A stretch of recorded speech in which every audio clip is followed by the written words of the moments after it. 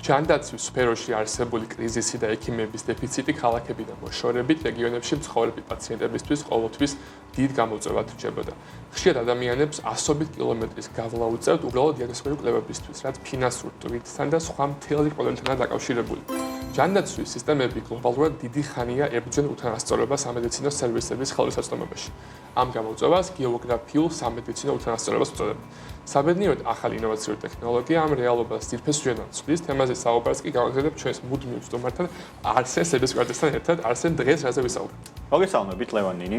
ავსტრალიელმა მეცნიერებმა მნიშვნელოვან პროგრესს მიაღწიეს ხსენებული მიმართულებით, მათ შექმნეს სისტემა, რომელიც შორეულ სოფლებში მცხოვრები პაციენტებისთვის ულტრაბგერით კვლევას ანუ ამარტივებს, მათ შეუძლიათ საკუთარ რეგიონში ჩაიტანონ ეს კვლევა და მთელი იდუმალება ამ მიღწევის მდგომარეობს იმაში, რომ ექიმი დისტანციურად კონტროლერით აკონტროლებს ულტრაბგერით სისტემას და პაციენტი უფრო მარტივად და კომფორტულად იტარებს ხსენებულ პროცედურას. უშუალოდ პროცედურა როგორ მიდის დაახლოებით, რომ აღვქვათ, ცალკე ოთახში არის პაციენტი, ეს კონტროლერი და ექიმი ცალკე და მე ესე ასე ვთქვათ, ამით აღიქვამენ, როგორ მოწმდება? მარტივად არის საქმე.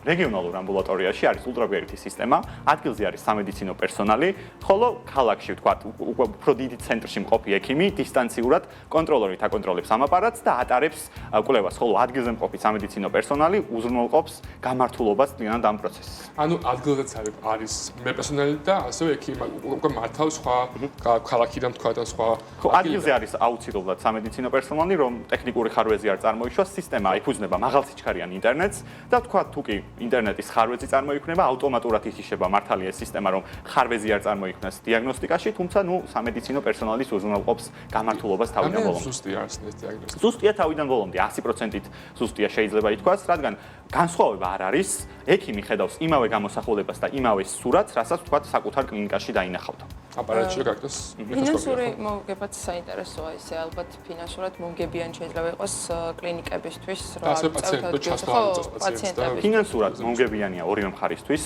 მაგალითად რომ ავიღოთ რეგიონში კლინიკის აშენება და იქ ადგილზე ექიმის სპეციალისტის ყოფნა გაცილებით დიდ ხარჯებთან არის დაკავშირებული, ხოლო ამ პრინციპით და ამ მეთოდით საჭიროა მხოლოდ მაღალსიჩქარიანი ინტერნეტი, ადგილზე სამედიცინო აპარატურის ქონა და ექიმის ხელში კონტროლერი, რომელიც დისტანციურად გააკონტროლებს ამ პროცესს. დიახ, რა თქმა უნდა. და სახელმწიფოსთვის ეს არის მომგებიანი და რეგიონებისთვის, რეგიონალურ ამბულატორიებს შეუძლიათ მინიმალური ინვესტიციით მიიღონ ძალიან კარგი სადიაგნოსტიკო ცენტრი. საინტერესო ძალიან და მგონი აუცილებელია როგორც ყოველთვის საქართველოს ვისაუბროთ, იმიტომ რომ საქართველოში გვაქვს პირი პრობლემა ამ მხრივ, მაღალმთიან რეგიონებში ალბათ ყველაზე მეტად მნიშვნელოვანი, საქართველოში რა პერსპექტივას ხედავ, რომ შეგვიძლია ესეთ აქ დავნერგოთ.